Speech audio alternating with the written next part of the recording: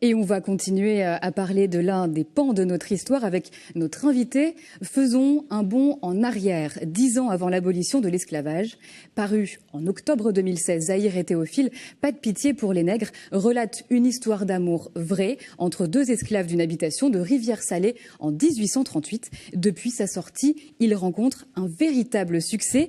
Imanié Dalila Daniel, bonsoir. Bonsoir. Et merci d'avoir répondu à notre invitation. Merci. Donc vous êtes donc l'auteur de ce roman, c'est votre premier.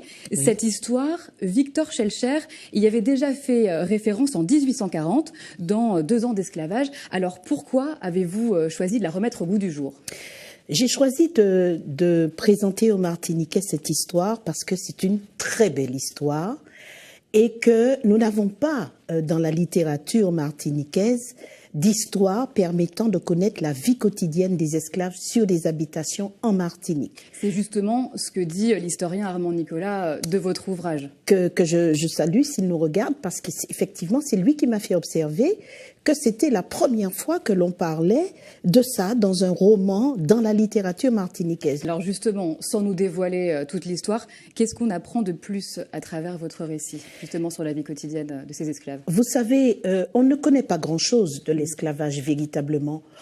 Par exemple, on dit les esclaves, comme si c'était une masse informe de gens perdus dans le passé. Mais on oublie que chaque esclave était un homme, une personne, que chaque esclave avait des envies, des espoirs, des sentiments, une personnalité. Et on retrouve dans cette habitation des esclaves qui ont des aspirations, parce qu'il ne s'agit pas seulement de Zahir et de Théophile, mais d'une centaine d'esclaves qui habitent sur cette habitation. Et ce qu'on apprend d'abord, c'est comment ils vivaient, parce qu'on ne sait pas du tout comment ils vivaient. Et puis j'ai découvert, pour raconter cette histoire, le contexte dans lequel la Martinique était en 1838, et c'était un contexte où les décisions qui ont été prises au Conseil colonial permettent de comprendre ce que nous sommes aujourd'hui. Qu'est-ce qui, précisément, lors de votre enquête, vous a fait changer d'avis ? Ce sont les découvertes dans les archives coloniales de ce plan absolument diabolique qui a été mis en place pour faire de nous, jusqu'à aujourd'hui, un peuple docile et consentant, qui peut tout accepter, qui a toujours peur de manquer, qui ne peut être solidaire que dans des cas de catastrophes naturelles, parce qu'il y a quelque chose qui tout à coup ressurgit de notre nature même, qui est cette solidarité qui était exercée sur les habitations. Et en fait, c'est cette politique qui a été menée d'anticipation de l'abolition qui était stupéfiante. D'ailleurs, il y a eu abolition, mais il n'y a pas eu libération. Donc, c'est une histoire où on se rend compte qu'on a l'impression que ce peuple d'esclaves a été piégé et que ce piège a été préparé longtemps en amont. Et donc, on comprend beaucoup de choses de ce que nous sommes aujourd'hui à travers ce qui s'est passé à ce moment-là. Et justement, avec votre roman, vous reposez la question de l'africanité. Alors, selon vous, comment est-ce qu'on se définit aujourd'hui en Martinique par rapport à cette histoire ? Bon, vous savez, je pense que je vais vous donner mon opinion personnelle parce que je ne peux pas en 1 minute poser une problématique qui est nationale. Je crois que par rapport à ce qui nous est arrivé en Martinique, chacun aujourd'hui a le droit de définir ce qu'il est.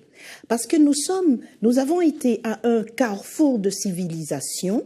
Alors, bien sûr, historiquement, nous avons des gènes et nos gènes parlent. Il y en a, c'est tellement évident que c'est même pas, on se demande même pourquoi on se pose la question. Et si on se pose la question, c'est qu'il y a un problème. Il y a un problème d'identité. Donc, je crois que, personnellement, je me définis en tant que afro-caribéenne, martiniquaise d'origine africaine. C'est mon identité. Je ne peux pas me dire créole, parce que créole, ça me choque. Créole, j'ai vu les créoles à l'œuvre dans les archives coloniales et je ne peux pas m'associer à ces gens qu'on appelait créoles parce que c'était pas nous, c'était pas mes ancêtres. Ma mère disait, c'est ça ou un main qu'a fait au bien. C'est ce que tu aimes qui te va. Et moi, la civilisation avec laquelle je me sens le plus d'affinité, c'est l'Afrique.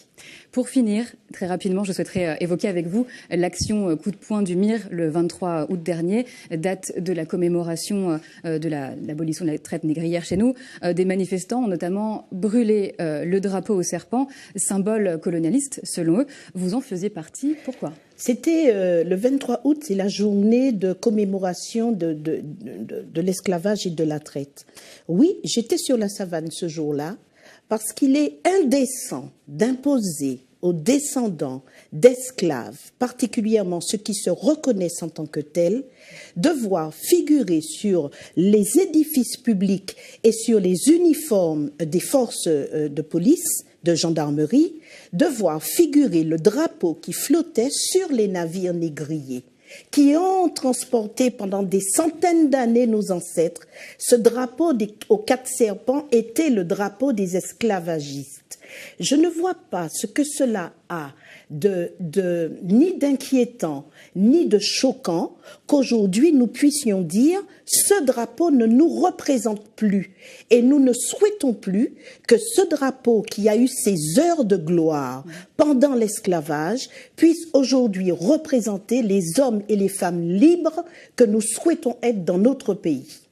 Merci d'avoir été avec nous sur ce plateau. Et je vous rappelle que Zahir et Théophile, Pas de pitié pour les nègres, est en vente dans toutes les librairies. Voilà, on peut le voir une dernière fois à l'écran. Merci beaucoup. Merci à vous.